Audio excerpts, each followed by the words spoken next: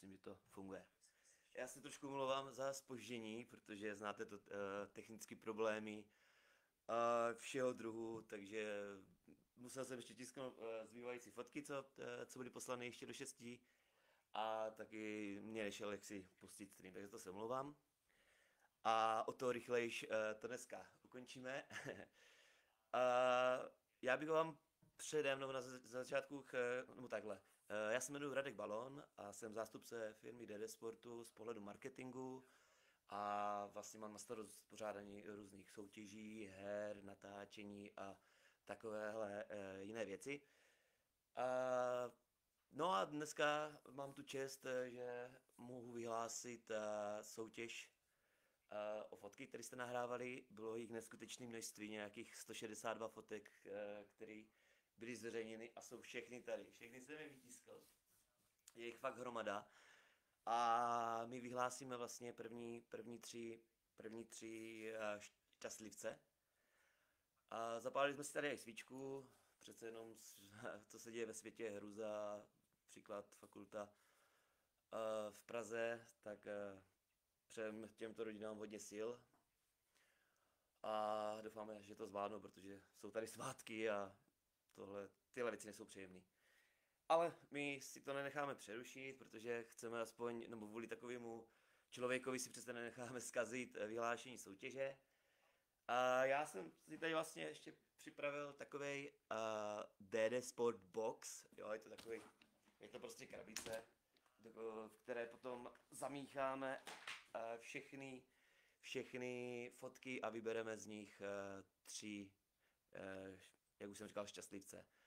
A hrajeme, nebo pořádně, nebo o co se hraje vlastně, to určitě všichni víte, jedná se o dárkové poukazy, a nicméně v podstatě bude to fungovat tak, že prvnímu, druhému a třetímu místu, který vylosujeme, tak obratem přijde e-mail se slevovým kódem na danou částku, takže buď 3000, 2000 nebo 1000 a vlastně když potom budete objednávat v e-shopu DD Sportu, tak vlastně zadáte jenom tenhle kód v košíku a vlastně ta celková částka bude ponížena o tu danou hodnotu. Jo, my jsme se dohodli, že to je lepší, než posílat složitým způsobem dárkový poukazy a jedno s druhým. Takhle budete mít QR kód a slevový kód a jakmile zadáte při objednávce, tak můžete aktivovat. Tak, ještě teda jednou moc děkujeme za vaše příspěvky. Některé fotografie jsou úplně skvostné, hrozně vám to sluší. A já jsem vlastně, už tady ukážu nějaký, vytiskl všechny vlastně normálně na A4. A asi se rovnou na to vrhneme, ať vás nezdržu. Jsou tady svátky, určitě budete balit ještě dárky a jiné věci. Tak se asi na to pomalu vrhneme. Tak, jo. Já to teda pozbírám všechno. Jo, je to opravdu 162 papírů, což není úplně málo. Tak. Samozřejmě využiju tohoto času a říkal ještě nějaké informace. Výherci samozřejmě budou zmíněni i na sociálních sítích a i vlastně na webu, na odkazu ddsport.cz vánoční pomůcka soutěž a také tam bude záznam tohoto videa, ať ho máte k dispozici a ti, co by to nestihli dneska online a zajímalo by to, tak se na to mohou podívat potom kdykoliv na webu a nebo jo, bude to zhruba rok, to bude dostupné a pak už to zůstane jenom u nás na webu a na sociálních sítích. Jinak fotografie, nebo všechno, veškeré příspěvky, které jste nám poslali, tak samozřejmě my z toho budeme čerpat i dál a hrozně rádi je použijeme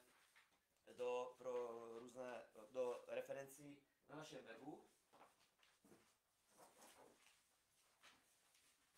Takže se nebojte, vaše fotografie zůstane jak vlastně tady v téhle sekci soutěže, tak vás ještě potom mezi svátkama překopírujeme a dáme do referenci i na našem webu. Jo, takže jo, vás je. Tak, šup, šup. Tak. Jo, my jsme začali touhle hrou jakoby týmovou, protože plánujeme různých soutěží a různých dalších aktivit přes rok daleko více, takže nebojte, i jednotlivci se dočkají a bude to i zajímavější, no, nechte se prostě překvapit. Tak, já teda vezmu naši krabici, tak, všechno to tam hodím. Tak, já ještě to točím, ať já to nevidím, ještě to možná zamíchám. Jo, ale jak říkám, slosování bude náhodné, takže já to takhle nějak proberu. Šup. Šup, šup. Šup. Šup. Tak. Tak, jdeme na to. A první vlastně jako vytáhnu, tak bude 3. místo. Takže šťastlivec dostane slevový poukaz na 1000 korun, nebo šťastlivci, celá skupina. Tak, jdem losovat. Je to pořádně. Procipám, promíchám, zamíchám. Tak třeba tohle. Tak. Kdo se pozná, tak už ví. A na 3. místě se skončil tým SDH Plaňany a je to ženský tým a dokonce k tomu byl i připojen komentář od paní Moni Rakové, Monči asi nejspíš, která napsala, že i v pokročilém věku se dá sportovat. Jo, takže tohle určitě důkaz je, protože dámy vypadají úplně skvěle a moc jim gratulujeme. Takže to je 3. místo. Tak a my se asi rovnou jdeme na druhé. Já se nedívám. Prohrabem. Tak. No, teď máme pro změnu úplně jinou generaci, takže máme takový mladoučkej tým. Asi bych řekl, že to budou taky hasiči podle stylu. Takže na 2. místě a poukaz na 2000 korun získává tým SDH Letkov a je to dětský tým hasičů. Poslám to někdo z e-mailu Trkoc. Jo, my se samozřejmě s váma spojíme a pošleme vám slovový kód a kdyby něco bylo nejasné, tak se domluvíme. Jo, takže tohle je 2. místo, ještě jednou. Gratulujeme mladěžkům. Tak a velké grand finále je tady. Tak, 1. místo a poukaz na 3000 korun. Slevový kód.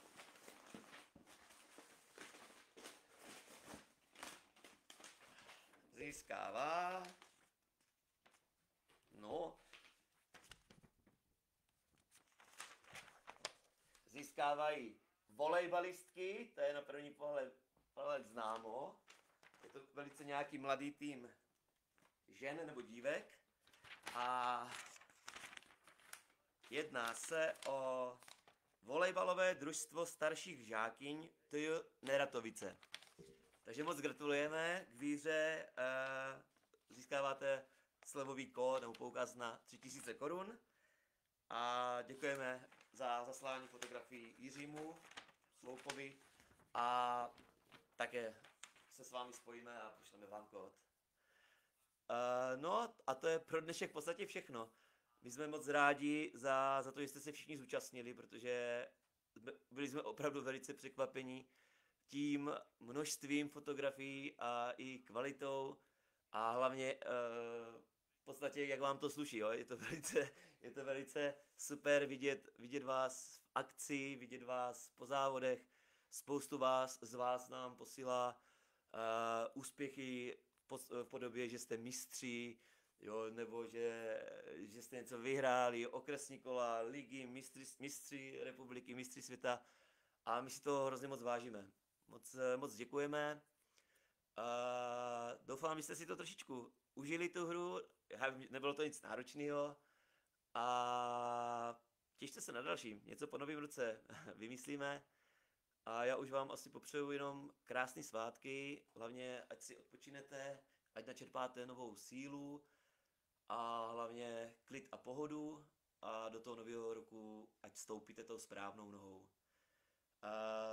Já vám děkuji za sebe i za celý tým DD Sportu a doufám, že jste s námi spokojení, že s námi budete dále v kontaktu a případně budeme zase pro vás moci něco vyrobit, nachystat, udělat a tak dále. Takže děkujeme, mějte krásný večer, výhercům ještě jednou moc gratulujeme a dobrou noc.